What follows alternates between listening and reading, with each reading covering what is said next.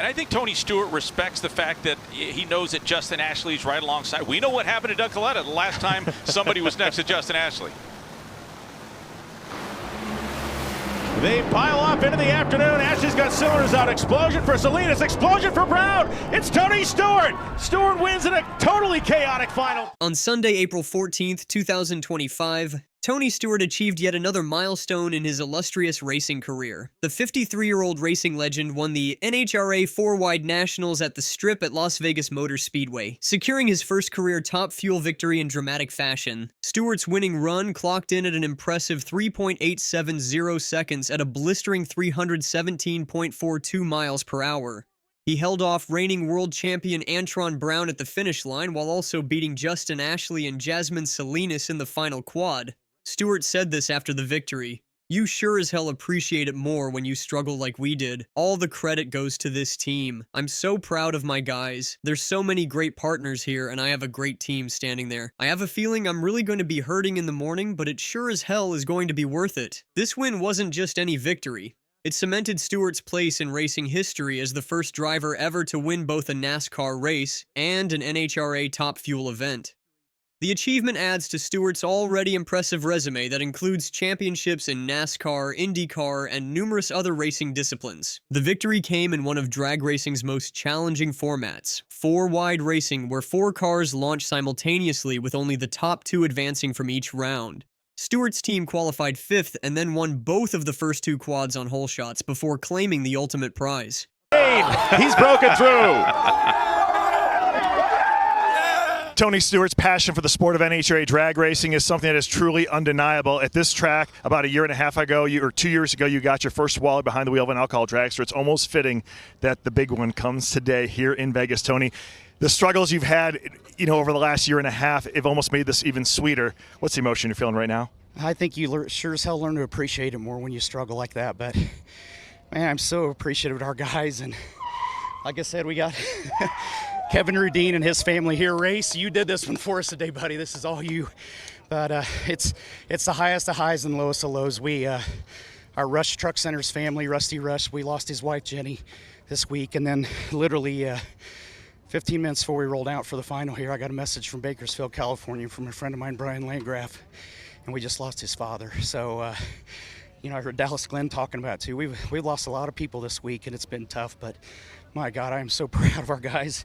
Dodge, Direct Connection, Race Rudine Foundation, Renai, everybody at Mobile 1J. Thank you so much. Stewart now sits second in the NHRA Top Fuel point standings, 4 events into the 2025 season. This accomplishment becomes even more remarkable considering he's a relative newcomer to the NHRA ranks, having joined the competition officially in 2022 in the top alcohol dragster category.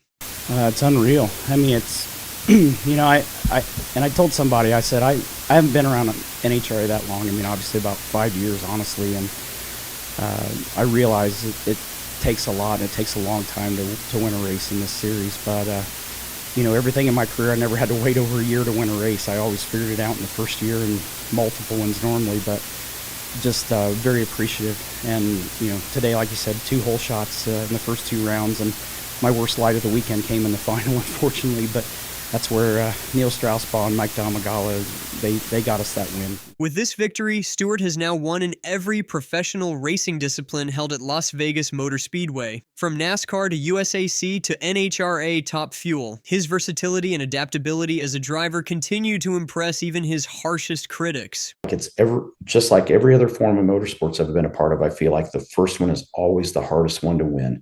I feel like so many times when you're trying to win that first one, emotion gets in the equation and the nerves get in that equation, where once you win that first one, everybody calms down because their demeanor is different, because they know we can do this. We've done it. It's there. It's in the history books. We've done it already. So you don't have to try to prove something to everyone anymore. You just get to go do it now. And that's what I'm looking forward to when we go to Charlotte. It's just the fact. I told the guys in our team meeting, I said, we get to just go race now. We don't have to prove anything to anybody. What makes Stewart's NHRA triumph even more special is the family story behind it. Stewart isn't just racing for himself, he's serving as a substitute driver for his wife, Leah Pruitt, a 12-time NHRA Top Fuel winner who took a hiatus from racing to start a family.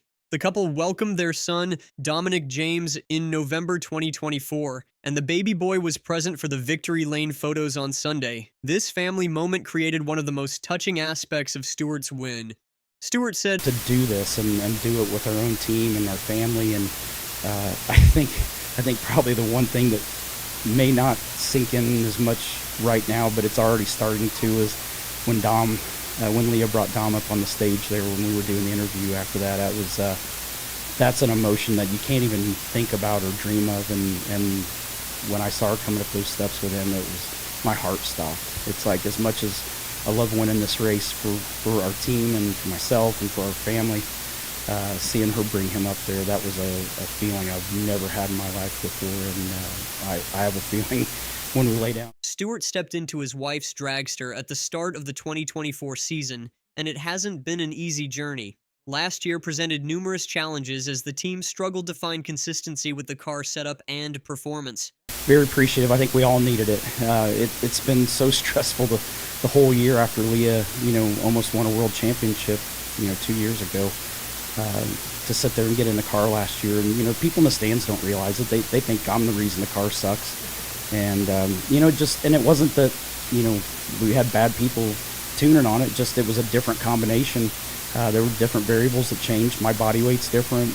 Tubing changes from rule changes a year ago, which everybody had it, so it wasn't like it was something just special for us. But just really frustrating. We could not get on a path to where we could make gains last year. The victory clearly meant a lot to Stewart, not just personally, but for his entire team. It brought back memories of another significant triumph in his career.